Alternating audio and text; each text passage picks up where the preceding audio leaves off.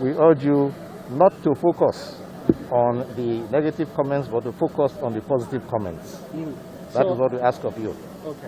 As our ambassador says, in the former epicenter, Wuhan, China, just unfolded today. So we can say the people who are living and stay there be locked more than 76 days. But from now on, from today, they are free. How do you comment on it? I would congratulate you on that, and I also congratulate China for this achievement. They have worked hard for it, and it is from the experience you have gained from all of this that we want to learn. We want to learn some things from the way you handle this problem, from the public health point of view, also from the case management point of view, and also from the after event point of view. Honorable Mr. Sir, this is the second consignment coming from China. The first came a couple of weeks ago when the Jackson Foundation brought some items. This is another one. And we would like to know what are the items that we have received. And then for those personnel who have come, what is going to be done to them? Are they going to be quarantined for the required 14 days because they are foreign and just arriving at country? Yes, we are going to start from that one. They will be in quarantine for 14 days. They knew that before they came, and they have undergone tests before they left their country. Nevertheless, they will be in quarantine for 14 days. Nigeria NCDC has gone to see where they are supposed to be in quarantine, and will continue to pay. They are free to pay visits there throughout the 14 days. So that one is taken care of. But the equipment that has come today, we are very happy to see. The second consignment from China after the Jackma consignment. So we believe it will help us a lot in addressing the gaps that we will have had in commodities and also very important equipment. When you ask how many ventilators you have, we have 50 ventilators more after this visit. And beyond the ventilators, we have this extracorporeal membrane oxygenator, which is similar to a heart-lung machine, a very sophisticated equipment of which I'm not sure we have one here, but it's similar to a heart-lung machine to treat those cases where even the ventilator has failed. So these are the extremely important addition to our regiment of treatment options.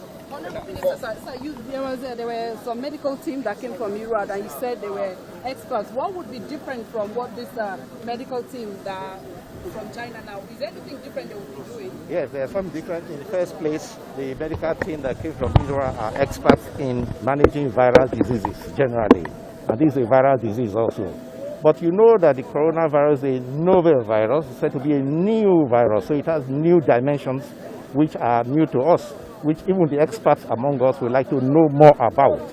So the visit of the experts from China, the technicians and the medical personnel who are able to give us information on not only on public health aspects, but also on case management and on all the difficulties they had, because even if you ask them, they will tell you that at the beginning they probably made some mistakes too, and they learned mistakes. They learned from their mistakes, and they did some things right, and it is from all of that that we, as a country and as a people, want to profit in order to be able to help our citizens. We have 12 cases of coronavirus infection in Nigeria, and now that we have this personnel, what would they be doing, and how many months are they likely to spend in the land? Well, first of all, what they'll be doing here is capacity building, to add to the body of knowledge which our own doctors and experts have, because there is no expert who thinks he knows everything.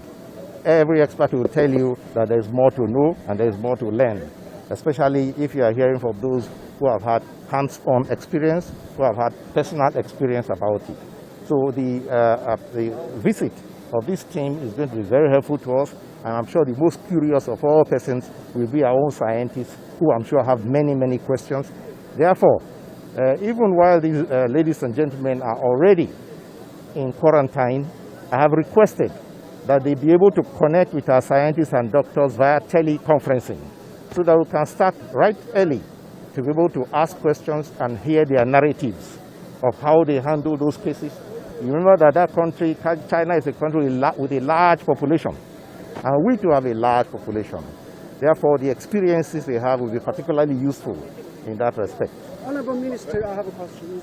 As we know, the Wuhan, the epicenter already ended the lockdown, and now we send some teams to other countries.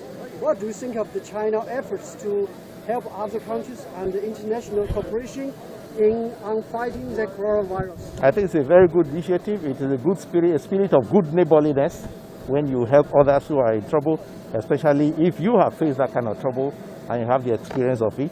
And I believe that all countries receive the help from China, whether they're in Africa or Europe, will appreciate it and will be grateful. This is a global problem. You know that this is affecting the whole world. It's such that all countries must help each other. And we must all be our brother's keepers. So at the heat of this crisis on other climes, we noticed that whenever any foreign passenger arrives, there's this process of disinfection. We didn't do that here. We don't know, has it been overtaken by events? Nothing is overtaken by events. All the processes we have are going to be complied with, and there will be we're not bending the rules for any person or any group. This aircraft will also be decontaminated at its point. So we're not bending or breaking the rules, if that's what we are asking. Well, the federal government is very grateful and appreciates the initiative and the sacrifice and all the. We understand that the entire exercise has cost CCCC nearly $2 million, including the flight. So it's a good, valuable payment and contribution to the effort we are all putting up to fight this disease. There are concerns that there should be a process of mass testing in the country, given the fact that in other countries that we saw a widespread of the virus, there were no mass testing on time. Is Nigeria having plans towards doing mass testing anytime soon? We have 200 million citizens, and mass testing is not something I think is very feasible now. So we are doing targeted testing, targeting those who are likely to have been affected. So therefore, we're looking at areas and at persons who meet certain criteria that we set. Criteria of having been abroad, having been in contact with people who have been abroad, or having been in a cluster of places where we have a lot of positives. So that's the best. We are calling it smart. Yes, even though it's going into secondary, we are doing what we call smart testing in order to identify the cases that are giving us concern.